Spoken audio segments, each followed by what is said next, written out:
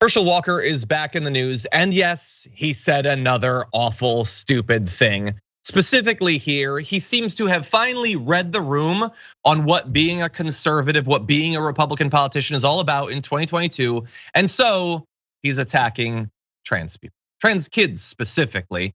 Yes, he says that they won't go to heaven, which is definitely up to him. So let's give you specifically what he said. He was teaming up at a rally with an athlete who's become the symbol of opposition to transgender sports. He says there at this rally that transgender kids would not be able to access heaven. I'm not even going to name the athlete. I guess you'll see it in the graphic. They shouldn't be known for anything if this is the stand they're gonna take. But Walker said Jesus may not recognize you because he made you a boy, he made you a girl. When I get to heaven, I want the Lord to recognize me, because I can tell you right now, they're telling the young kids in school, you can be a boy tomorrow, even if you're a girl. Well, first of all, I want to reassure Herschel Walker that if he makes it to the pearly gates, I think Jesus is gonna recognize him for a couple reasons. One, he's the creator of everything. How are you gonna fool him? I think it's gonna take more than glasses, a mustache, and a fake nose. But also, you're the guy that has held a gun to multiple people's different heads. That's gonna stand out to the divine Lord of everything. But importantly here, he decided at this event, Ben, that he needs to slam trans kids and say that on top of all of the other struggles, many of which totally needless, our culture has just decided to put it on them with our small-mindedness, our xenophobia. Also, by the way, we're gonna make your life hell here, and then when you die, you don't get to go to heaven. Can you imagine anyone saying that? The idea that a Christian would say that is so fundamentally disgusting. Well, I'd like to disagree. Herschel Walker is just calling it like it is. He knows he's got a direct channel to the Lord Almighty, and he's calling it like it is. He happens to know that for God, who is all-knowing and all-powerful, he does have one weakness.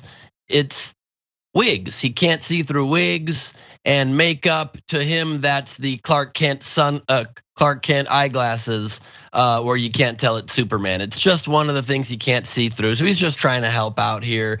And also, the opinion is so incredibly stupid because if Herschel Walker has any hope to ever get into heaven, he's gonna have to be in heavy disguise. He should really go up there dressed as a woman. It's his only chance in. I think that would be a start. I think no, it's just it's insane. I'm not Herschel Walker. Please let me inside.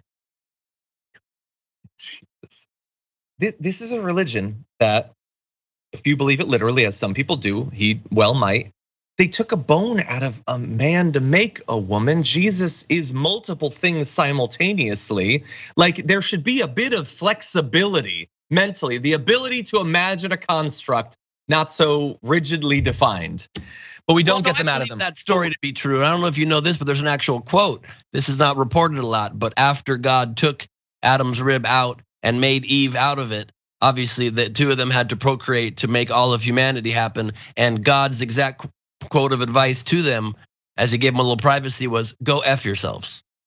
It's the only way you can get it done. They had to get to work. I don't know where I was expecting that to go. But not there. I like it. Anyway, I'm gonna close this segment this hour by saying that Herschel Walker says a lot of really stupid things and a lot of really cruel things. This is more in the cruel category though, because it's not stupid from an electoral point of view. He gets who his prospective voters are, and they are every bit as cruel as what he's demonstrating here, whether he believes it or not, and he probably does. This is what his party is, and he understands that.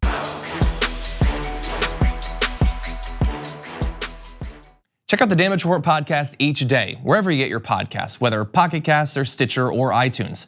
You can join me as I give you the news and stories you want, with a range of co-hosts and interview guests jumping in on the fun each day.